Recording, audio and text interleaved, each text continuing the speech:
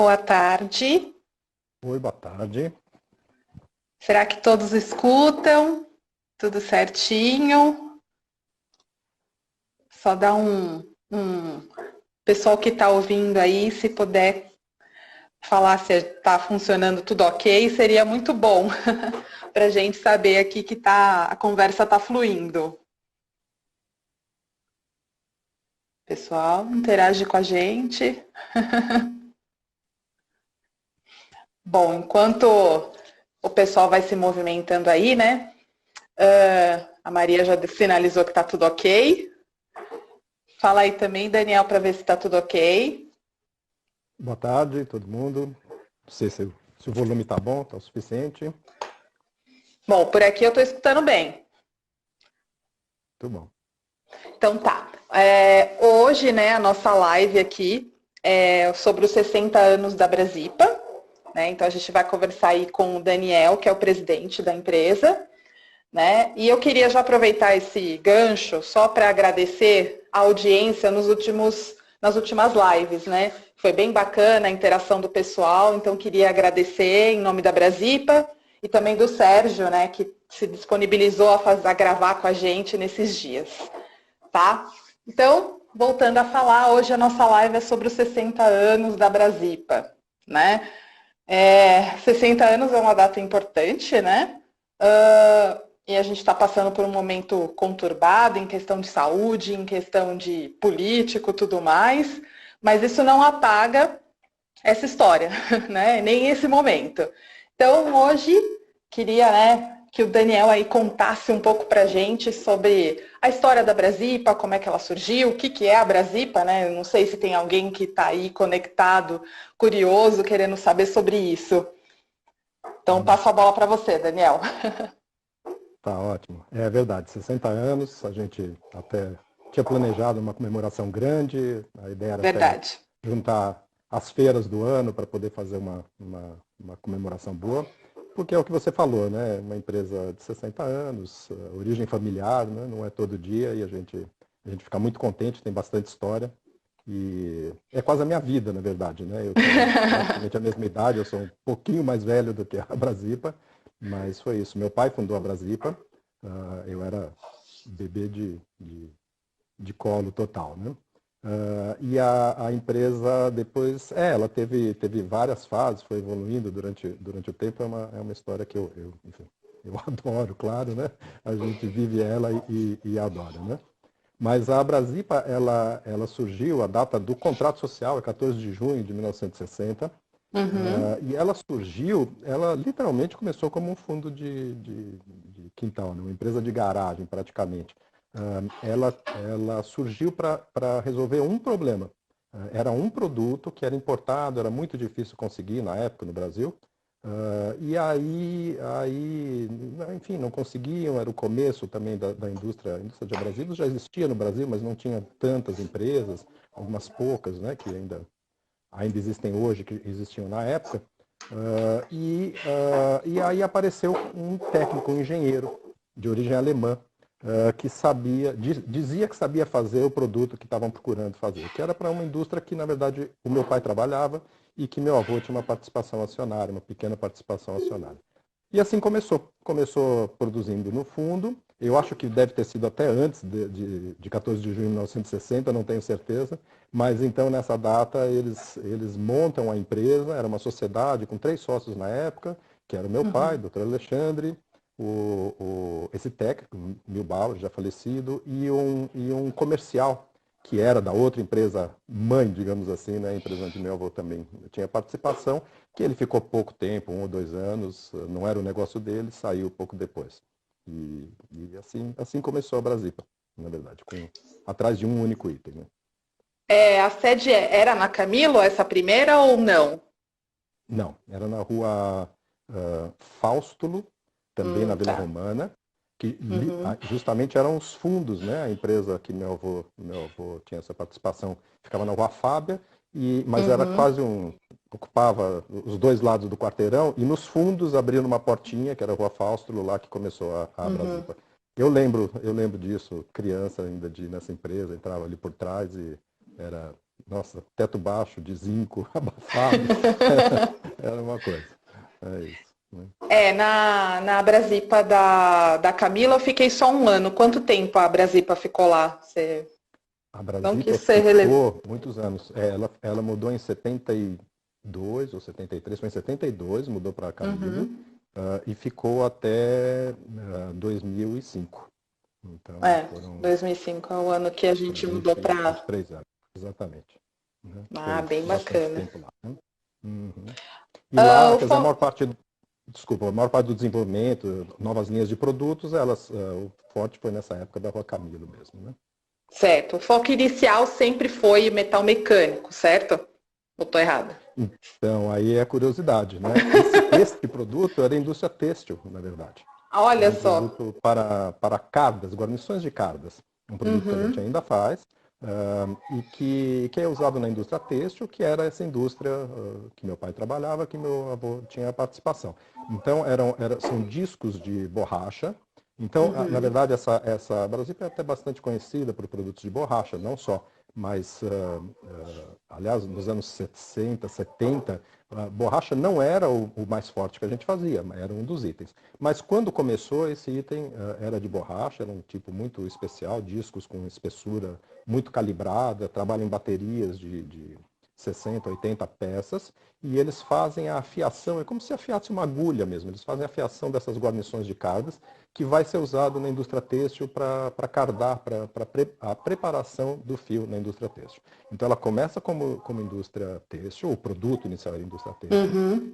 mas aí é que vem os anos 60, que é o começo, uma etapa forte da industrialização do Brasil, com o crescimento da indústria automobilística, que, né, se instala no fim dos anos 50, Uhum. primeiro trazendo muitas peças, trazendo muito equipamento, trazendo muitas ferramentas. E aí, nos anos 60, começa uma procura grande para desenvolver produtos. E aí, então, é que a Brasipa entra e aí vira muito forte na indústria metal mecânica, Uhum. principalmente puxado pela indústria automotiva, né? Tá. Digamos que É, é essa primeira fase, né? e assim, eu já escutei algumas histórias, né, sobre a entrada do vidro no Brasil e a questão Uhum. do polimento de vidro, né? A gente não tinha uma empresa que fabricasse rebolo aqui no Brasil quando o vidro se democratizou. Tô certa? Certíssimo. Fomos os primeiros. Eu Fomos os queria que você primeiros. contasse um pouquinho dessa história, como que veio essa inspiração para fazer rebolo de borracha para vidro, né? Porque hoje eu posso falar, porque eu tenho uma experiência aí vendendo rebolos de borracha, e a Brasília é muito conhecida por esse setor, né? Acho que até mais do que o que originou a Brasipa. Né? Então eu queria que você contasse um É, pouquinho dessa evolução, né? é verdade. Não, eu até posso até explicar o porquê que a gente é conhecido, ou mais conhecido por isso. Mas como a maior parte dos produtos, isso é muito comum, nós somos puxados para isso. Essa que é a verdade. Ou empurrados, como, né, na verdade, puxados. O rebolo de polimento de vidro, ele foi mais um produto. Durante muitos anos, ele não chegou nem a chamar tanto assim a nossa atenção, num primeiro momento. Mas te contando um pouco a história, o Brasil, como em muitos lugares do mundo, depois eu tive a oportunidade de viajar bastante, principalmente América Latina, vários países que não fazia polimento de vidro. Então, existia algumas características do vidro, a gente brinca com isso, quem é do ramo do vidro, se estiver ouvindo, vai saber disso, né? E quem é mais antigo sabe que antigamente, por exemplo, o vidro temperado, que tinha a marca da pinça, era um, um valor, porque a pinça garantia que o vidro era temperado. Depois começam outras técnicas e aí a pinça passa a ser algo ruim, porque é uma marca, um problema. E assim era, o vidro lapidado sem polimento era uma regra, não existia muito. Uhum. Mas numa época que era o final dos anos 70, mais ou menos 78, né, nessa época eu não estava na Brasília, eu até estive até 78, mas eu não estava envolvido nessa parte comercial. Na época, a Blindex e uma outra empresa de Curitiba, a Cometa Vidros, eles passaram a procurar, eles queriam desenvolver esse produto. E eles importavam, tinham importado um produto da Alemanha, e eles queriam desenvolver. E nessa época passaram a nos visitar, provavelmente porque sabiam que a gente já tinha essa linha de rebolos de borracha. E Uhum. aí, com isso eles insistindo, e nós começamos a fazer testes, enfim, tentativa e erro, era muito diferente de tudo que a gente fazia, né? Analisando aquele resto de rebolo, na verdade era um pedaço de rebolo usado, né? Que foi parar, ficava na mesa na época da nossa equipe de desenvolvimento, e aos pouquinhos a gente fez um rebolo. Então, de fato, era o primeiro rebolo, a primeira indústria no Brasil, mas também muito pouca gente usava, porque não tinham ainda muitas máquinas que usavam isso. Depois eu vim aprender que mesmo na Europa não era tão forte assim, ainda. Quer dizer, não é que comparado com o Brasil, claro, anos-luz à frente, mas ainda existia uma porcentagem de vidros não polidos naquela época. Então ele começa assim e praticamente a gente acerta o rebolo em 82. Eu lembro que as nossas formulações traziam o número na frente, era o número do ano. E a formulação que por anos ficou válida ali como o nosso rebolo de polimento principal era o número 82.000. Então, dizia bem o ano em que a fórmula foi considerada, né, boa, e assim que desenvolveu. Agora, se você me permite já continuar nesse assunto Pode continuar. do presente. Quando teve, a partir de 1990, começa a crescer aqui no Brasil a indústria de máquinas, vem aqui no Brasil, na época, inclusive gente de fora, italianos trazendo máquinas, montaram aqui, inclusive, na época, Maquivetro, né? Ezio Cabib, e começam a vender mais máquinas para lapidar e polir, e, ao mesmo tempo, os empresários brasileiros começam a visitar as feiras na Europa, que estavam crescendo muito, a italiana, principalmente, na época, depois também forte, muito forte, na Alemanha, começa a aumentar o volume de empresas fazendo lapidação no Brasil. O vidro se democratiza bastante, o preço fica mais acessível, aí o consumo cresce. Nessa hora a gente percebe que este era um produto de destaque e aí ele vira uma unidade de negócios dentro da Brasília. Uhum. Ah, Mais ou bacana. menos foi assim, né? Respondendo o que eu prometi responder, né? Por que a gente é mais conhecido? Porque se dentro de abrasivos a gente é uma empresa considerada pequena, em volume principalmente, em participação, no vidro nós somos líderes, já começamos líderes no setor. Então, claro que a gente fica mais conhecido no setor, num nicho onde a gente é líder e tem uma projeção importante internacional também, né? Uhum. E principalmente por questão até de o rebolo de borracha, como se conhece, acho que é parte culpa da Brasipa, né? Hoje, esse aspecto de borracha que a gente vê muito comum nas vidraçarias foi uma criação da Brasipa, né? Que foi pioneira nessa questão, né? Ele é, ele é. Existe formulações diferentes, né, dentro do polimento de vidro, mas a borracha é uma das mais queridas e uma das mais antigas. E a Brasipa tem bastante participação nisso, é um produto de muito boa durabilidade, ele é excelente para máquinas retilíneas, periféricas, principalmente. Então ele tem características muito boas e a gente foi muito feliz nesse produto, nessa formulação, e que continua sendo um produto muito bem aceito no mercado, né? Com Isso certeza. foi bem importante. Agora, voltando um pouquinho de história aí, queria que você contasse o seu primeiro contato com a Brasipa. A gente já sabe que foi o doutor Alexandre, né, que começou. Queria saber quando que você, de fato, entrou para a Brasipa, né? Qual foram as motivações, o que você viu de interessante. Queria que você contasse um pouquinho. Eu sei que é um pouco mais pessoal, mas acho que é bacana, porque hoje você é o presidente da Brasipa, né? Tem a versão longa e a versão curta, tá? Você escolhe. Olha, eu sempre gostei muito da Brasipa. Eu tenho perfil técnico, sempre tive. Fiz engenharia, não me formei, viu? Na época, abandonei, justamente nessa passagem. mas eu sempre tive realmente esse perfil técnico. Desde criança, claro, né, era a empresa do meu pai, mas ele nunca me forçou, isso é interessante, ele nunca me forçou a seguir ele. Claro que ele tinha essa expectativa, ele gostaria, mas sem nenhuma pressão. Mas o que ele insistiu fazer, isso era muito anos 70, quando eu tinha na faixa de 12, 13, 14 anos, nas minhas férias eu ia trabalhar na Brasília. E fui trabalhar também nessa empresa do meu avô, na parte de mecânica. Então eu trabalhei com torno mecânico, eu trabalhei como ferramenteiro, e na Brasipa eu trabalhei também, nunca como prensista, mas como misturador, tive várias fases. Então eu conhecia a Brasipa, mas sem nenhum interesse gerencial, realmente não era uma função que meu pai me empurrava para isso, era ir para a máquina mesmo, ver como funcionava, como eram as coisas, sentir na mão. Então eu passei algumas férias assim, trabalhando, carteira assinada, horário, se chegava atrasado, Olha, cumpria a hora, era assim que funcionava, né? E claro que tinha privilégios, mas eu achava que não. Filho do dono, como não teria, né? Mas, então, o primeiro contato foi assim e eu sempre gostei. Depois eu entrei na faculdade de engenharia e aí eu fui ser o desenhista, quase projetista na Brasília, então eu também trabalhei numa boa época assim.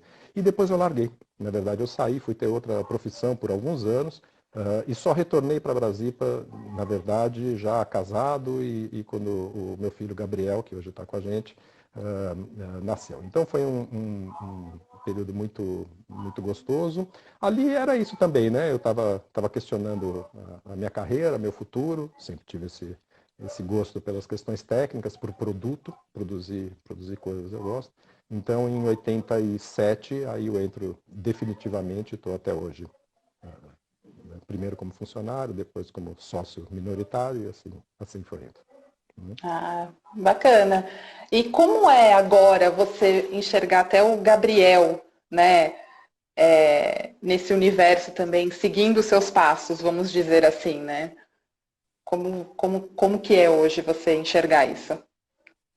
Não, eu estou muito feliz, para te dizer, estou muito feliz. A história se repete um pouco. Eu também Uhum. nunca forcei ou empurrei os filhos, aliás, pelo contrário. Se da parte do meu pai e da minha mãe sempre tinha esse desejo de eu continuar os negócios da família, eu, pelo contrário, eu deixei muito mais liberdade, menos pressão para os meus filhos, Gabriel e Martim, em relação a minha empresa. Sempre trabalhei com ela, sempre tive esse foco para ela ser bem profissional e não familiar. Aliás, não tem parentes trabalhando lá, isso nunca teve. Então o Gabriel também, quando ele se formou, acho que nem passava pela cabeça dele trabalhar na Brasipa. Ele foi fazer outra faculdade, na verdade depois mudou, estava numa segunda faculdade. E aí, posso contar essa história também, versão curta. Num certo momento, a gente ia fazer uma feira e tinha um produto novo que a gente queria lançar e tinha uma demanda, precisava de alguém para receber uma pessoa dos Estados Unidos e que falasse inglês e que ficasse junto e que ajudasse em todo esse trabalho. A gente ia fazer demonstrações, era importante. E o Gabriel tinha tempo, na verdade, naquele momento, Uhum. estava também com emprego não formal e disponível. Eu fiz uma proposta se ele poderia ajudar nesse evento. E isso acabou virando uma pequena chama ali, né? Uma fagulha. Foi muito boa a feira, foi uma delícia. Se tornou amigo, essa pessoa que veio aqui junto ficou amigo. O Gabriel gostou muito, então a partir dali ele começou a fazer, aliás, já tinha começado um pouco antes, ele já estava fazendo mídias sociais para a empresa, então, mas isso acho que foi importante para ele começar a gostar, se apaixonar. E aí ele foi entrando e se mostrou assim, uma capacidade excelente, tem muito foco, muita visão de negócios, foi entrando cada vez mais e está fazendo uma carreira que eu estou gostando muito dentro da empresa. Dá para ver que você sente orgulho. É importante, né? A Ah, gente dar continuidade, né? É o legado que o doutor Alexandre deixou, né? com Então certeza. a gente também fica feliz, né? Porque até então a gente viu o Gabriel entrando, né? Eu, pelo menos, eu vi. Uhum, Então acho que é legal uhum. esse processo continuado. Então também ficamos felizes com isso. Que bom que ele está É seguindo gostoso. seus passos. É verdade. Eu acho que essa é uma questão que sempre se fala, aliás, tem livros bastante sobre isso. A questão da sucessão em empresa familiar é sempre uma questão complicada. Primeiro porque tem que ver se os sucessores têm interesse, senão Uhum, vai ter uma infelicidade, digamos, né, no uhum. trabalho, e isso não interessa. Então, tem que ter esse gosto, essa paixão. Eu tenho esse gosto, essa paixão, o Gabriel tem também, então acho que a gente tá feliz Eu acho que foi nesse importante, desenvolvimento. assim, o doutor Alexandre não pressionar você para entrar, né? Ok que tivesse expectativa, mas não tinha pressão, e você fez a mesma coisa. Não tinha pressão e talvez não tivesse nem a expectativa. Então vem a Sim. surpresa boa, né? E no Bom, começo agora. é isso, né? Como vai desenvolver, se vai realmente gostar, querer ir para frente e, no fim, ter uma paixão por gestão, por administração, por processos, né? Tem uma visão mais moderna e objetiva que a gente acha muito, muito bom. Eu acho ótimo. Que bom. Agora, voltando um pouquinho da linha do tempo aí da Brasipa, se a gente pudesse colocar um pior momento para a empresa, o que você falaria sobre o pior momento, na sua visão aí de 60 anos? Bom, se eu responder daqui a um ano, provavelmente eu vou dizer foi Hoje. pessoal, né? É. Olha, essa é uma história que a gente acaba falando, né? Ser empresário no Brasil é de um dinamismo inacreditável, né? Uhum, Então, teve vários momentos assim complicados e eu acho que se fizer a média, talvez até mais momentos complicados, também por outras características, né? O Brasil é um país que tem muita dificuldade em ter linhas de financiamento para empresas principalmente pequenas. Então, a grande maioria dessas empresas se desenvolvem com financiamento próprio, capital próprio praticamente. Isso foi uma característica também já que vem dos anos 60, 70. A gente tinha limitações de importação, não tinha tanta tecnologia, quase tudo era desenvolvido internamente. Eu sou dessa escola, né? Assim, a gente tinha um desafio e falava, bom, não tem como fazer, mas a gente vai ter que dar um jeito. Ia lá e fazia. uhum, Então você desenvolve dispositivos, desenvolve tecnologia, desenvolve, né, máquinas, equipamentos, o que for, estrutura para poder fazer e quase sempre sem dinheiro. Então, vários momentos são complicados. As crises externas, elas vêm para atrapalhar bastante. O meu pai insistia muito que em 82 foi muito, muito ruim para ele. Era uma consequência ainda, acho que da crise do petróleo de 78, 79, 82. Ele dizia que estava assim para fechar a empresa, que estava muito complicado, em crise, mas depois recuperou, aí veio a época, 86, crescimento, mas depois a gente teve muitos anos de inflação alta. E isso também era muito difícil. Não é que a empresa ia mal, mas a inflação elevada numa empresa pequena era sempre um problema, porque eu brinco isso, né? Normalmente você compra matéria-prima de empresas de grande porte e vende seus produtos para empresas de grande porte. Então, uhum. basicamente, você compra matéria-prima com a inflação futura e vende para o seu cliente com a inflação passada. Então, É.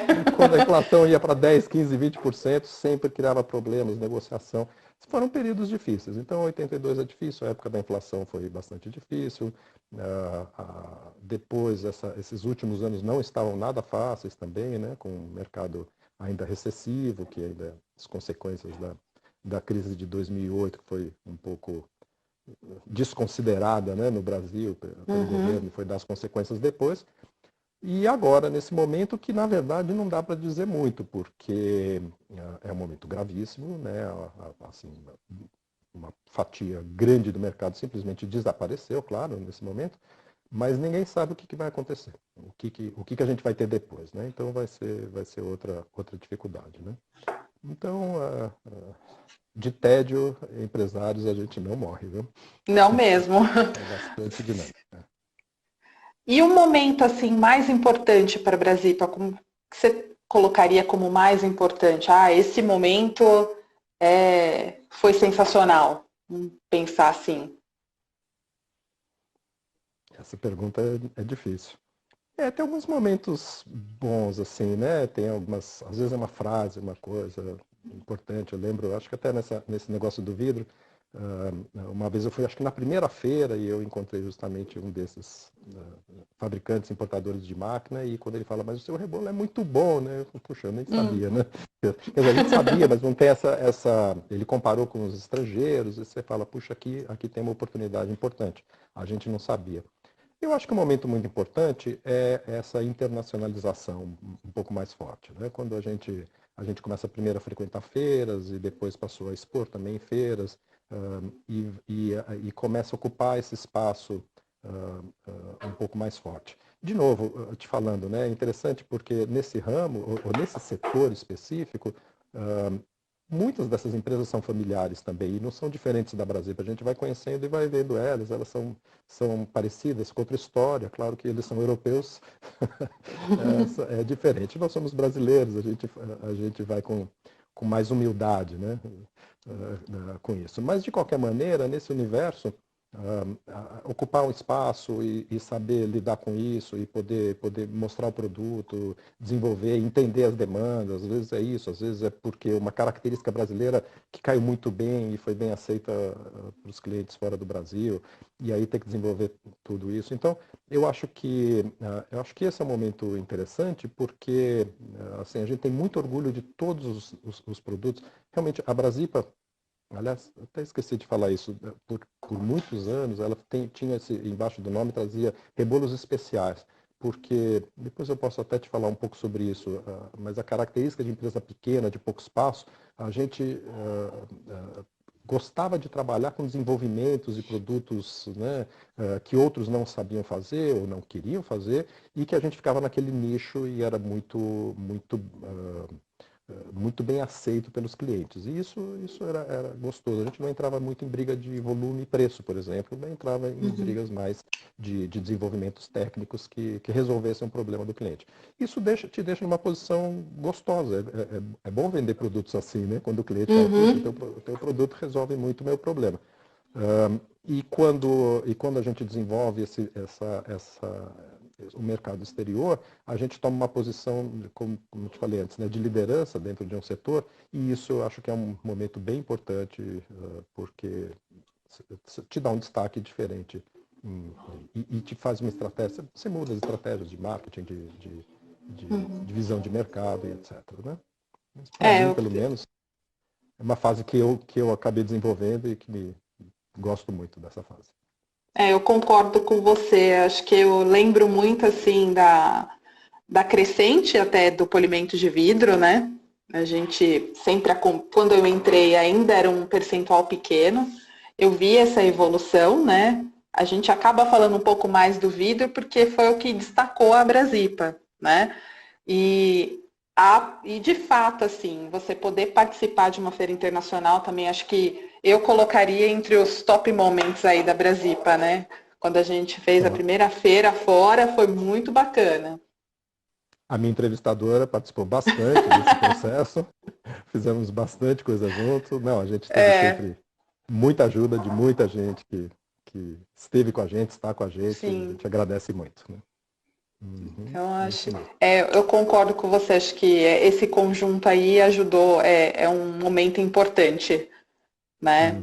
Legal. Eu particularmente não penso num momento ruim para a Brasipa, né? Assim, eu não tenho uma recordação. A gente passou por dificuldades, tudo mais, mas acho que não vejo um momento muito drástico, como você falou, de 82, né? Não era nem nascida. Então, É. Meu pai, é, é, meu pai contava isso, que ele passou alguns anos perguntando na época para o contador dele, perguntando quanto custa para fechar. Ele contava essa história depois. Eu não estava nessa época, mas foi uma época que ele passou bastante sofrimento. né? E assim, momentos engraçados, teve algum? Você pode falar que você Puxa, lembra? olha, talvez acho que uma das coisas que eu acho mais engraçada, mas talvez tenha uma interpretação minha aqui, viu? Mas Hum, esse rebolo que a gente estava falando de borracha, que foi desenvolvido na época, em 82, tem acho que uma história que é mais ou menos engraçada. Primeiro que, assim, ele praticamente foi desenvolvido em cima de uma fotografia. E a limitação, claro, bom, que não tinha internet, não tinha informação, não precisa nem falar, né, nessa época. Mas então veio esse toco de rebolo usado, né, talvez 2 peças, e tinha um folheto, que esse eu cheguei a ver, escrito em italiano e que era de uma empresa alemã, que hoje a gente é bastante amigo deles, né, Artifacts, mas era esse folheto, mas ele estava escrito em italiano, provavelmente foi para alguma feira na Itália. E ficou, entregaram lá pra gente, ficou lá em cima da mesa. Eu lembro na época, era Rodolfo, Zé Zotto e o Nelson, os técnicos em desenvolvimento, né, que trabalhavam juntos e separados também, né, cada um tentando suas experiências, e tinha esse folheto. Então, basicamente, ele foi desenvolvendo em cima da imagem, assim, no fim, a receita que deu certo, em parte, era isso. Como é que eu faço ficar parecido com isso? Era só você procurava materiais e deu certo, né? E a outra coisa mas que eu acho mais engraçado é que quando eu soube disso, isso já em 86, 87, me mostraram o folheto e falaram, olha, é igual esse rebolo aqui italiano, e falaram, né? Aí eu li e falei, não, mas não é italiano, né? É alemão. Exatamente, né? Então foi bem interessante, né? E é isso, né? Mas olha, enfim, acho isso bastante peculiar, né? A gente sempre Por investiu foto, muito né? em tecnologia, mas às vezes a sorte grande ajuda, né? É, É isso. Quer dizer, pode é ser. esforço, né? Não digo Com sorte grande. A gente certeza. esforçou, tentou, não, milhares de tentativas, né, até funcionar. Os parceiros, né, aqueles que nos puxaram, né, testaram, né, com paciência e boa vontade, testaram centenas de rebolos. E Nosso pensar, pessoal também e pensar o dedicado aí. seguinte, né? Sem Uhum. recurso nenhum, é o que você falou, sem internet, sem nada, né? Com uma amostra e com uma foto. Fim. Na máxima falta. E talvez nem tendo o conhecimento que se tem hoje do mercado, né? Ah, a gente vai fazer um rebolo para vidro. Não, nenhum. Nem imaginava que existia. Exatamente. A maioria das pessoas não sabem que existe esse processo, né? Do polir, Uhum. do lapidar o vidro. É muito engraçado isso, né? Eu É também posso verdade. falar por mim, porque até então sabia que existia rebolo. A minha visão de rebolo era de esmeril, só Uhum. afiar a Uhum. faca, só isso, né? E de repente você perceber a infinidade de coisas que dá para fazer com rebolo, né? Tudo tem um É. rebolo, né? Se você pensar bem a Tudo tem um fundo. rebolo. E para vidro era uma coisa que eu jamais imaginei, né? Que na época que eu entrei ainda se usava muito a borda 2G, 3G, né? Toda trabalhada, Isso. né? E você imaginar que um rebolo vai deixar aquilo com brilho, né? É, exatamente. Até Não, é hoje, verdade. quando você começa a falar com as pessoas, trabalho com uma empresa de abrasivo, tá, o que é isso? Aí você vai tentar explicar, nossa, mas sério que o rebolo faz isso no vidro? Não, nem imaginava que existia, né? É bem Olha, engraçado. até facilitou a nossa vida, porque antes de falar do vidro, você tinha que falar em afiar a faca, porque É, o que é abrasivos, né? Pedra de afiar a faca, né? É verdade. exatamente. Eu só conhecia O por mu- isso. o mundo industrial é muito fascinante, né? Acho que tem soluções, é muito criativo, tem soluções lindas e você trabalhar com essa linha de desenvolvimento. A gente gosta muito da área de industrial, que a gente chama de industrial, que é principalmente trabalhar com metais, Uhum. não só, mas é principalmente isso. E sempre tem novidade, sempre tem alguma invenção nova. O homem é muito criativo. E aí é uma ferramenta, né? A Brasilis justamente são Uhum. ferramentas e elas entram como ferramentas para criar coisas novas. É muito gostoso. Desenvolvimento é muito gostoso. Você tinha falado da questão dos rebolos especiais que estava no nosso logo. Você quer retomar esse assunto antes da gente ir seguindo? Eu quero. Eu acho que a Brasipa, então, teve essa característica um pouco diferente das outras empresas do ramo. Eu acho que a grande maioria das empresas que apareceram nesses anos todos, era assim, o interesse de crescer, de ter um market share importante. Então, era muito comum empresas que fabricavam alguns itens e se tivesse itens que não fabricassem, eles vendiam mesmo assim, compravam de um concorrente, parceiro para vender. E esse nunca foi o foco da Brasipa, talvez por causa do tamanho pequeno, começou lá no espaço muito pequeno, depois desenvolveu com outras especialidades, e assim foi trabalhando. Eu estou aqui tentando me concentrar, que tem um cachorrinho, meu cachorrinho, aqui no meu joelho agora. Então, a decisão, na época, estratégica da Brasipa, foi de ficar realmente trabalhando nesses nichos de especialidades que a gente já tinha. E com isso a gente sempre procurou esse volume um pouquinho menor, né? E aí passou a trabalhar em marketing com essa fala, né? Que a gente trabalhava realmente no desenvolvimento de rebolos especiais. Então, uma indústria mecânica que tivesse centenas de usos, se a gente tivesse lá 5, 10 especiais, era o que a gente queria. Porque, basicamente, eram aqueles produtos que iam se repetir constantemente e não tinha tanta briga de mercado, e etc. E isso foi a característica. E até hoje a gente procura manter essa característica de trabalhar principalmente com produtos que são de nosso desenvolvimento, não só, né? Mas, de novo, se a gente vai trabalhar com outros produtos, é no foco onde a gente está trabalhando mais forte, né? Se a gente tem, no caso do vidro, por exemplo, a gente trabalha com uma gama completa para servir o mercado, né? Então, É bem diferente um do outro, né? O setor industrial do vidro, né? Nesse aspecto, né? a questão técnica é diferente, o usuário é muito diferente, a exigência das máquinas também, a tecnologia embarcada, normalmente a produtividade também do setor metal mecânico é mais crítica, então se trabalha muito mais com medições, com parâmetros de medições de desempenho, que no vidro não era tanto. Claro que no vidro automotivo isso tem muito mais, porque também passa a ter uma escala maior. Então, realmente, você tem que ter enfoques diferentes. O químico de desenvolvimento, né, pode ser o mesmo, mas o approach, a forma com que a leitura que você faz da necessidade do cliente e da resposta que tem que dar é um pouco diferente. Sim. Quem trabalha no vidro acha o vidro mais fácil. Quem trabalha no industrial acha o industrial mais fácil. A gente tem esse conflito lá interno, tá? É uma questãozinha interna aí. Eu não tenho. Você não pode ter.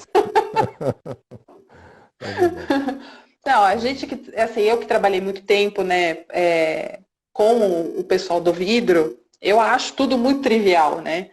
Então, eu tenho um pouco mais de dificuldade na questão dos rebolos para o industrial, porque tem detalhes muito específicos, né, que você precisa investigar para você poder entrar, e acho que entra justamente nisso, né, na questão do rebolo especial, né. Então, até a Maria está dando risada agora, porque ela sabe, porque essa é uma briga minha e dela. Tem é uma bobagem até. Mas, basicamente, a ideia do rebolo especial é que cada cliente tem um produto. Então, mesmo quando a gente trabalhava discos metalográficos, por exemplo, disco de corte, muito usado para análise metalográfica, e a Brasipa, por muitos anos, teve uma força muito grande nesse setor, que foi maior numa boa época. Cada cliente tinha algum detalhe na formulação. Então, as nossas receitas quase que traziam o nome do cliente, porque realmente os materiais eram parecidos, mas nunca iguais. O vidro, ele muda um pouco essa característica. As máquinas são padronizadas. E quase no mundo inteiro são as mesmas máquinas. Então, é isso que dá essa sensação de que é fácil. Se você tem um produto, me diz aí com a sua máquina que eu já sei o que eu tenho que te mandar. Isso facilita na aplicação. E pode parecer ridículo, mas dos anos de 1960 até 1990 e pouco, a Abrasipa não sabia trabalhar assim, com padrão. Eu tinha que saber o nome do cliente, a necessidade, né, nossos técnicos, todo mundo da produção já tinha a gente tinha essa forma de trabalhar. Então, na verdade, eu diria que a gente teve uma certa dificuldade de aprender a lidar com produto padrão, estoque meta e assim por diante. Mas, evidentemente, que na área comercial parece mais simples, porque, sendo padrão, ela se aplica mais fácil. Na área industrial continua sendo sempre produtos individuais. Exatamente. Uhum. Agora, então, a gente vai falar um pouquinho sobre como é tocar uma empresa familiar de médio porte no Brasil. Poxa, cada pergunta difícil, conta também, né? Uh, olha, bom, tem um lado que é muito gostoso. Primeiro que tem a proximidade das pessoas. A gente sempre teve, né? Equipe que ficou muitos anos, fica muitos anos, e isso facilita muito, né? Tem um entendimento fácil. A gente é muito grato a tanta gente, né? Que está tá, tá levantando coisas antigas, é isso mesmo, né? Então a vantagem é isso, uma empresa familiar, razoavelmente pequena, você tem uma sede única, fábrica e escritório estão juntos, você tem uma proximidade, você tem muito mais rapidez, né, de comunicação, de respostas, e etc. Isso é muito gostoso, né? Eu acho que eu continuo defendendo, esse é um tamanho bom, assim, né? Eu digo, um formato bom, com bastante envolvimento. Eu gosto bastante do formato. Por outro lado, as dificuldades é um pouco isso. Você às vezes tem problema de escala, você tem problemas de, de financiamento, de conhecimento. É uma bobagem falar isso, né? Mas isso, olha, meu pai, quando apareceu o computador nos anos 80, ele falou, eu quero tudo automatizado nos processos aqui. Não era essas palavras, mas era isso que ele queria. E aí eu acompanhei uma parte disso. Você começa a ter alguns problemas, às vezes é isso, de escala. Quer dizer, programas realmente bons e eficientes são um pouco caros para uma empresa pequena, né? Gente, às vezes, né, top de linha que está lá na frente do desenvolvimento, às vezes é um pouco caro para uma empresa de tamanho menor. Então, essa questão também de dosar um pouco isso, você tem agilidade de um lado e você tem um pouco de limitação por escala ou por questões financeiras, de ser tão moderno. Mas mas o nosso foco sempre foi profissionalizar a empresa, né? Eu sempre tentei fugir aquele perfil do dono que é um pouco faz tudo. Eu nunca gostei muito disso. Então, que ele faz o desenvolvimento, faz o comercial, faz a administração. Nós sempre tivemos profissionais nos postos principais. Acho que a Brasil, isso é interessante, né? A grande maioria das empresas parceiras nossas concorrentes e do mesmo ramo, né? Tiveram técnicos, ou técnicos ou comerciais, né? Que foram os fundadores, né? E a Brasipa, curiosamente, o meu pai não era nem técnico, nem desenvolvedor, e na minha época também, né? A gente sempre teve profissionais e sempre tem toda essa forma bem profissional na, na estrutura da empresa, né? E aí, claro, isso traz vantagens, dificuldades, mas eu acho que é isso.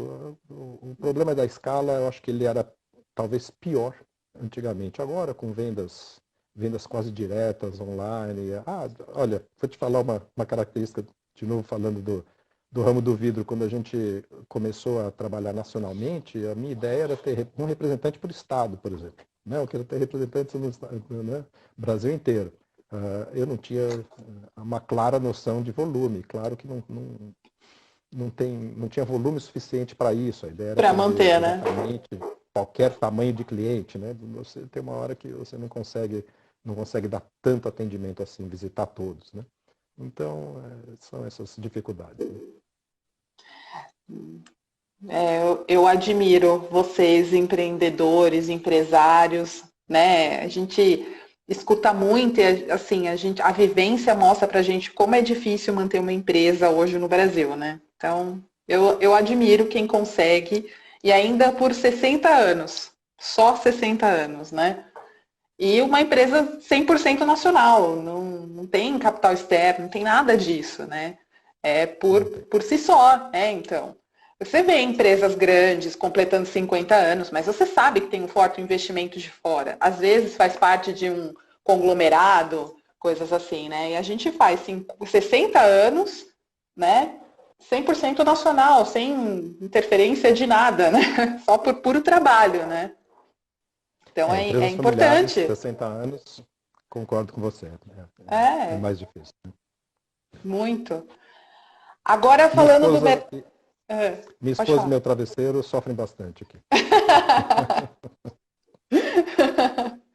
Agora vamos falar um pouquinho do mercado de abrasivo. Como você enxerga o mercado de abrasivo no futuro, assim? Você acha que as coisas vão continuar iguais? O que você tem a me dizer sobre isso? A sua visão, né? É.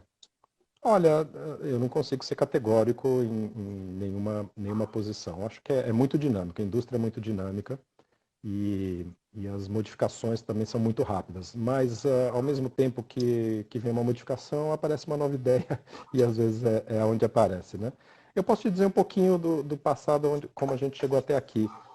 Abrasivos, de novo, né, nessa história, nesses 60 anos, era usado em grande volume porque tinha muito desbaste. A Uhum. estrutura da indústria metalmecânica, principalmente, começou a isso, fabricavam as peças com muito sobrematerial, que depois tinha que ser retirado, esmerilhado.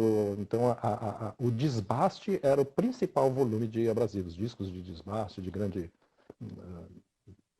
grande remoção, sempre se trabalhava aí numa porcentagem, se fazia essa medição de toneladas de abrasivos versus toneladas de aço industrializado para saber mais ou menos o consumo. Com o desenvolvimento de tecnologia, se passou a fabricar peças já nas medidas muito mais próximas e às vezes nem precisa mais ser usinado. Então, houve uma diminuição muito grande do consumo de abrasivos para desbaste, que é uma das principais questões. Essa é uma visão, por exemplo, que nós, comecei até puxando por aqui, porque na Brasipa, já há 20 anos ou mais, 25 anos, eu comecei a olhar um pouco essa questão e a gente optou justamente por trabalhar com o acabamento, com a finalização. Já que não ia desbastar muito, e esse mercado já era bastante disputado, etc., mas o embelezamento, a finalização, o polimento, o acabamento das peças, isso, na minha opinião, né, na nossa, né, claro, a gente faz isso em equipe, conversa, planeja, não ia diminuir ou não ia acabar tão cedo. Então, as peças têm que estar esteticamente, né, bonitas, apresentáveis, etc. E a gente optou trabalhar muito mais, não é que a gente deixou de trabalhar com desbaste, mas quando a gente viu uma oportunidade de produto em finalização, em polimento e acabamento, a gente dava uma importância um pouco maior. Então, nesse aspecto, eu acho que isso continua, com certeza vai continuar bastante ainda por muitos anos, né? As peças têm que estar bem, estar bonitas. Agora, se a técnica vai continuar sendo a mesma, se ainda vai ser necessário um abrasivo no formato como é hoje, não dá para ter certeza. Outra transformação importante, que eu acho que isso todo mundo já tá preocupado e pensando, é a indústria automotiva, que, bom, primeiro essa crise agora Nossa, nem deu uma fala. derrubada no ano, mas Uhum. muito provavelmente na própria necessidade do carro é capaz de ter uma questão sobre isso. Mas antes disso,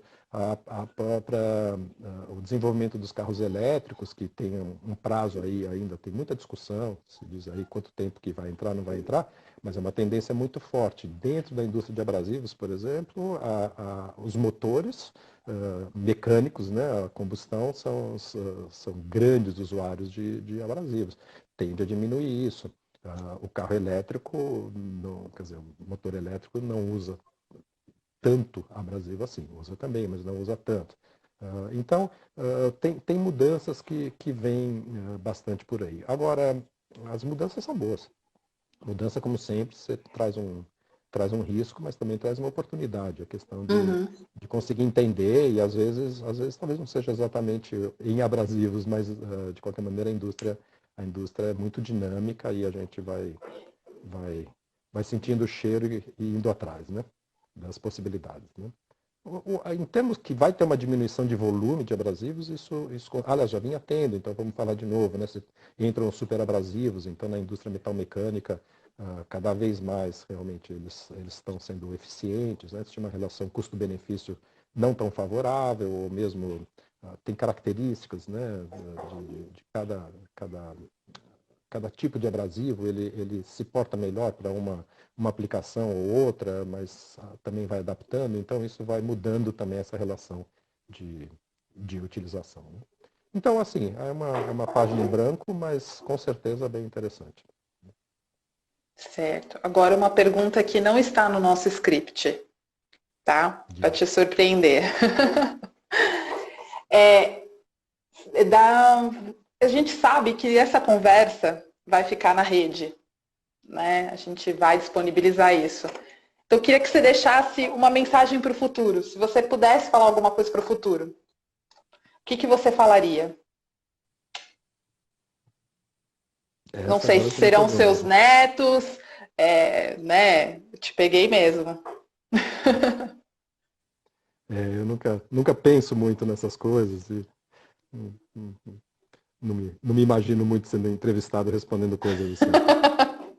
Eu não sei te dizer muito, já que eu sou um otimista, né? No geral eu sou um otimista. Assim, eu acho que desde que a gente faça coisas com prazer do que está fazendo e que esteja criando coisas, isso é muito bom.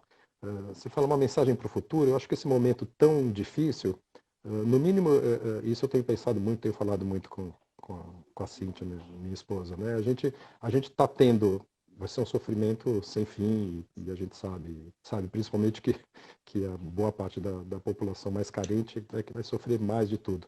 Mas, ao mesmo tempo, a gente já teve várias oportunidades, mas essa agora é uma oportunidade que a gente não pode perder de realmente fazer uma melhoria nas relações humanas, nas relações de Uhum. trabalho, nas relações de consumo. Isso está sendo muito discutido agora também. A própria quarentena, né, obriga todo mundo a pensar isso. Então, eu acho que é aquilo. A gente tem hoje uma porta aberta, né, uma abertura muito grande para realmente pensar seriamente nos outros, nas pessoas, na qualidade de vida, no bem-estar. Essa relação de emprego, trabalho, ela já está sendo questionada há muito tempo, todo mundo fala, né? A própria automação dos processos, a indústria 4.0, há uma forte tendência de você ter mais capacidade de produção. Já temos isso hoje, né?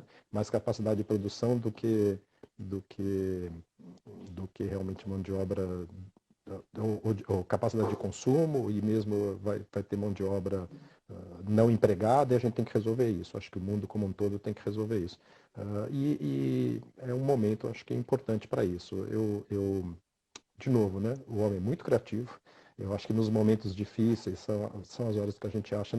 Não sei ainda o que é que vai aparecer, mas vai e só posso desejar que seja para o melhor. Né? E a própria análise das crises, eu posso falar mais pelo século XX, que a gente acaba estando mais próximo. Né? Cada crise teve, em seguida, alguns momentos bastante interessantes. Né? E essa é uma crise mundial muito forte que pode provocar aí uma revisão das relações em geral, né? Relações humanas, respeito, diversidade, trabalho, qualidade de vida e assim por diante. Né? É o que eu espero. Né? Principalmente já que você falou para os meus filhos e meus netos. Exatamente, né? Porque vai ficar aí para o futuro da Brasipa, né? Essa mensagem, Para o essa futuro da Brasil. conversa.